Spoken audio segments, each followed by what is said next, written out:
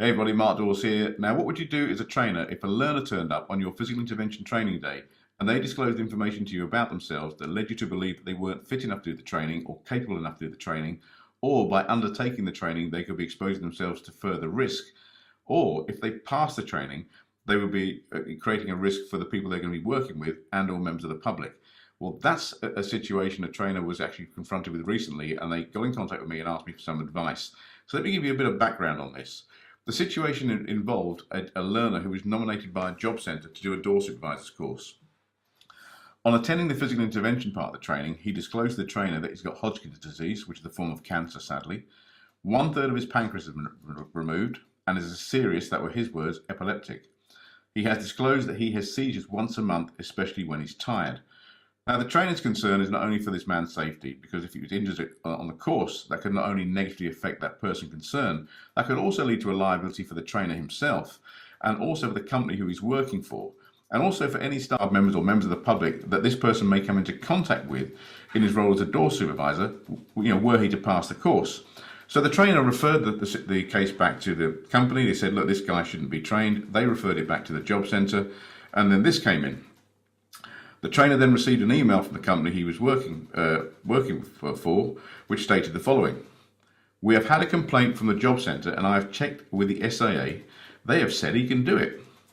I will ask him to come back tomorrow and he will need to catch up." Now, the email they received from the SIA was allegedly this one: "Thank you for contacting us regarding," case number withheld obviously, "please be advised that health checks are not part of our application process. Therefore, this individual will be eligible for a license. Yours sincerely, the Security Industry Authority." Now, this concerned the trainer because he's thinking, hang on, I've just done my due diligence. I've actually checked his health. He's disclosed information to me. There's a liability with training this guy. And not only that, there's risk to his health as well. But the SIA is saying we don't need health checks. So that's when he contacted me. So I got in touch with the SIA and I wrote them, I rang them and I sent them an email. And they kindly replied and they said this: "Mark, thanks. The response will, I think, have come from customer services, as it is merely stated the fact that we do not do health checks as part of the license application process, which is true. It will, I am afraid, have to go back to the centre and the awarding organisation to consider this individual against their own reasonable adjustment, health and safety and equality policies. I know that doesn't help in reality, but think it's beyond the SA remit, as we don't regulate the qualification, as you know. We just stipulate centre apply these policies as they would to any other qualification." I've copied two names withheld into this reply in case they can add anything, and I've not heard anything else from the SIA.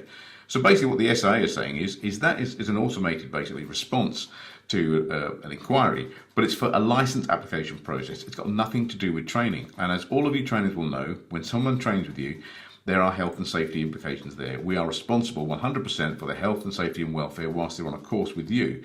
And if we breach that, or we hurt someone, then we're liable, and so is the company we are working for. It's called vicarious liability, which is what this trainer picked up on.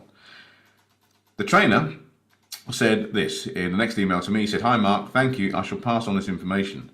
In reality, does this mean I have to comply with the company's decision if they want to go ahead and train this person? I'm obviously concerned about vicarious liability. Best regards," again, name withheld. I sent him this. I said, "Hi. If the company is an awarding organisation centre, then they must have policies and procedures on this which they would be audited on.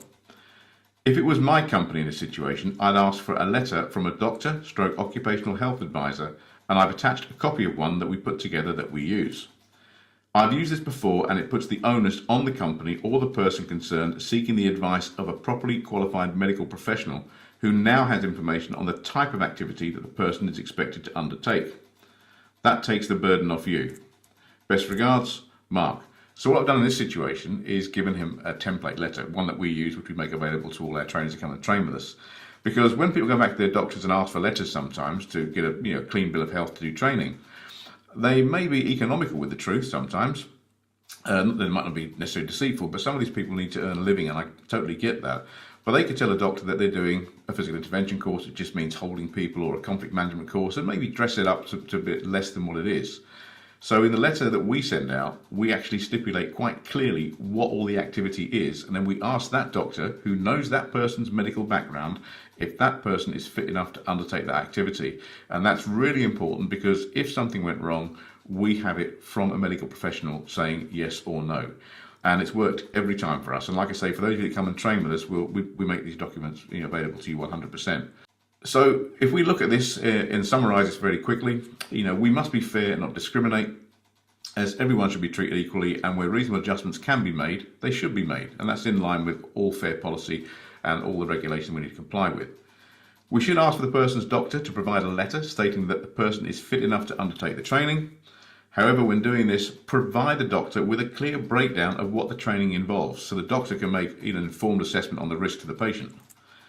Check with your insurers or your company insurers and ask them to check with the insurance underwriters on this issue. So that's another thing you can do to safeguard your decision. Always remember that when someone is on your course, you or the company you're working for are 100% responsible and accountable for their health, safety and welfare. Well, I hope that helps. Thank you to the person that got in touch, and thank you for requesting, and they did request, by the way, I didn't ask, they requested that I put this information out to you to help anyone else who may find themselves in a similar situation. Hope you like that. I hope it helps. If you liked what you've heard and seen, tick the like box or the finger thumb thing that's underneath, whatever. Leave a comment if you can add value to this by all means, and if you want to share it, please feel free, share it far and wide. Thanks ever so much. Have a great day.